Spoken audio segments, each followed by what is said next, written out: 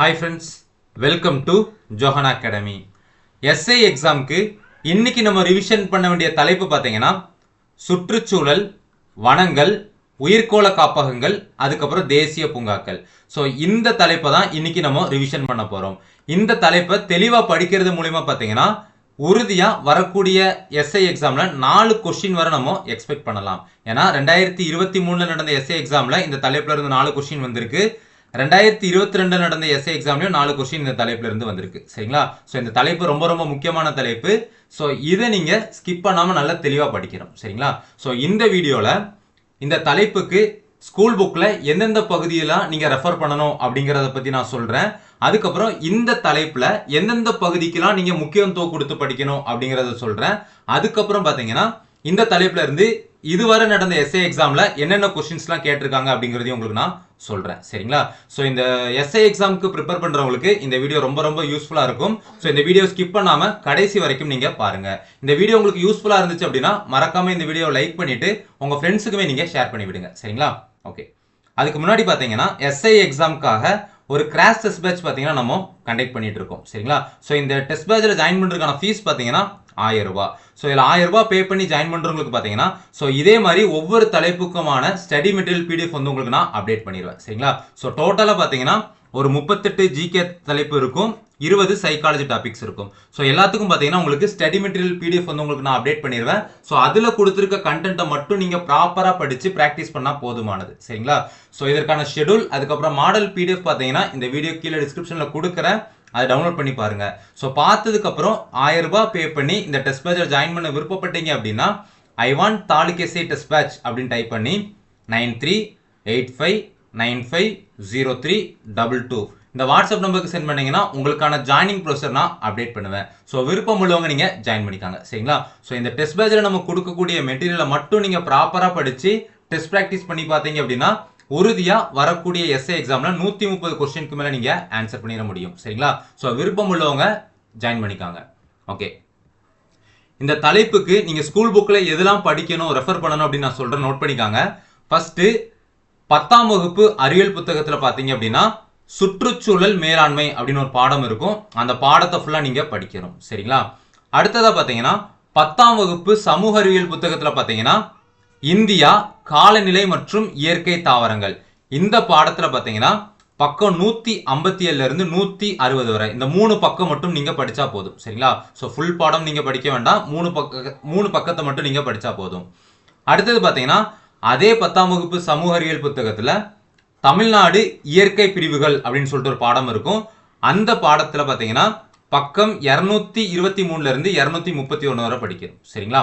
அடுத்தது பாத்தீங்கன்னா 7ஆம் வகுப்பு சமூக அறிவியல் புத்தகத்துல உள்ள சுற்றுலா பாடம். சரிங்களா? அதுல பக்கம் 181 82 அந்த 2 பக்கத்தை மட்டும் நீங்க படிச்சா போதும். அடுத்தது பாத்தீங்கன்னா 9ஆம் வகுப்பு சமூக அறிவியல் புத்தகத்துல உள்ள அறிவியல் புத்தகம். சரிங்களா? சோ அறிவியல் புத்தகத்துல உள்ள தாவரங்கள் மற்றும் விலங்குகளை பாதுகாத்தல் அந்த பாடம் ஃபுல்லா நீங்க படிக்கணும். சரிங்களா? சோ இதெல்லாம் படிச்சதுக்கு அப்புறம் நீங்க என்ன பண்ணணும் அப்படின்னு பாத்தீங்கன்னா 11th 12th போகணும். சரிங்களா? சோ அதுல ஃபர்ஸ்ட் என்ன படிக்கணும் அப்படின்னு பாத்தீங்கன்னா 12th அரசியலமைப்பு புத்தகத்தில் உள்ள பாத்தீங்கன்னா சுற்றுச்சூழல் அக்கறைகளும் உலகமயமாதலும் அந்த பாடத்தை நீங்க படிக்கணும். அடுத்ததா 12ஆம் வகுப்பு தாவரவியல் புத்தகத்தில் உள்ள சுற்றுச்சூழல் பிரச்சனைகள் இந்த பாடத்தை நீங்க படிக்கணும். சரிங்களா? சோ இவ்வளவு பாடம் நீங்க ரெஃபர் பண்ணிக்கணும். சரிங்களா? சோ அதுல எந்தெந்த பகுதிக்கெல்லாம் நீங்க முக்கியத்துவம் கொடுத்து படிக்கணும் அப்படின்னு நான் சொல்றேன், நோட் பண்ணிக்காங்க. முக்கியமா உயிர்கோள காப்பகங்கள். சரிங்களா? சோ எந்தெந்த உயிர்கோள காப்பகங்கள் எந்தெந்த இடத்துல இருக்கு அதை நீங்க தெளிவா பாத்துக்கணும். அதுக்கப்புறம் இந்த யுனெஸ்கோ பாதுகாப்பு பெட்டகத்தின் கீழே நம்ம இந்தியால எத்தனை உயிர்கோள காப்பகங்கள் இருக்கு, அது என்னென்ன உயிர்கோள காப்பகங்கள் அதை நீங்க பார்த்து வச்சுக்கணும். சரிங்களா? அடுத்து 2வது பாத்தீங்கன்னா தேசிய பூங்காக்கள். சோ எந்தெந்த தேசிய பூங்கா எங்கெங்க இருக்கு, சோ எந்தெந்த தேசிய பூங்கால எந்தெந்த விலங்குகள் வச்சு பாதுகாக்கிறாங்க இதை நீங்க படிச்சிடணும். சரிங்களா? சோ இதெல்லாம் பாத்தீங்கன்னா உங்களுக்கு பாக்ஸ் கண்டென்ட்லயே கவர் ஆயிரும். சரிங்களா? ஸோ இந்த தேசிய பூங்காக்களா இருக்கட்டும், உயிர்கோள காப்பகங்களா இருக்கட்டும், வனவிலங்கு சரணாலயங்களா இருக்கட்டும், இதெல்லாம் உங்களுக்கு பாக்ஸ் கண்டென்ட்ல கவர் ஆயிரும். ஸோ அந்த பாக்ஸ் கண்டென்ட்ல என்னென்ன தகவல்கள்லாம் உங்களுக்கு கொடுத்துருக்காங்களோ அது எல்லாம் ப்ராப்பரா நீங்க படிச்சு வச்சுக்காங்க. சரிங்களா?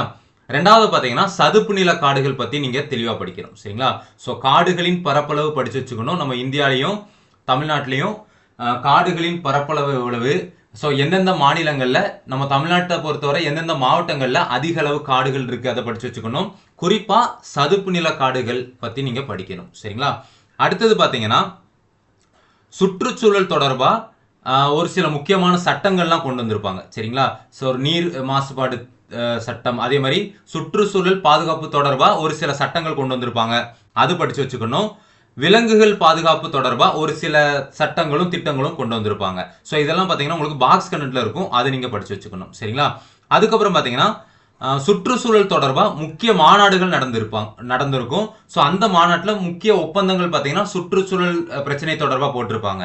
ஸோ அதை நீங்க தெளிவா படிச்சு வச்சுக்கணும். சரிங்களா? அதுக்கப்புறம் பார்த்தீங்கன்னா உலக வெப்பமயமாதல். ஸோ அதற்கான காரணம் என்னென்ன, ஸோ எதனால, அதற்கு நம்ம உலக லெவலில் எந்தெந்த முயற்சிகள்லாம் மேற்கொள்ளப்படுது அது நீங்க படிக்கணும். அதுக்கப்புறம் பார்த்தீங்கன்னா குறிப்பா ஓசோன் பாதுகாப்பு பத்தி நீங்க படிக்கணும். சரிங்களா? ஸோ ஓசோன் எப்படி பாதிக்கப்படுது, நம்ம அதை ஓசோனை எப்படி பாதுகாக்கணும், ஸோ அதை பத்தி நீங்க படிச்சு வச்சுக்கணும். அடுத்தது பார்த்தீங்கன்னா சுற்றுச்சூழல் பாதுகாப்பு இயக்கங்கள். ஸோ குறிப்பா சொல்ல போனோம் அப்படின்னு பார்த்தீங்கன்னா சிப்கோ இயக்கம். சரிங்களா? ஸோ இதே மாதிரி சுற்றுச்சூழல் பாதுகாப்பு இயக்கங்கள் 1, 2, 3 இருக்கும். அதை நீங்க தெளிவா படிச்சு வச்சுக்கணும். சரிங்களா? ஸோ இதுல இருந்து தான் உங்களுக்கு மேக்சிமம் 99% உங்களுக்கு கொஸ்டின்ஸ் கேட்பாங்க. சரிங்களா? ஸோ மீதி உள்ள கண்டென்ட்டை நீங்க ஜஸ்ட் ஒரு தடவை ரீட் பண்ணா போதும். சரிங்களா? ஓகே.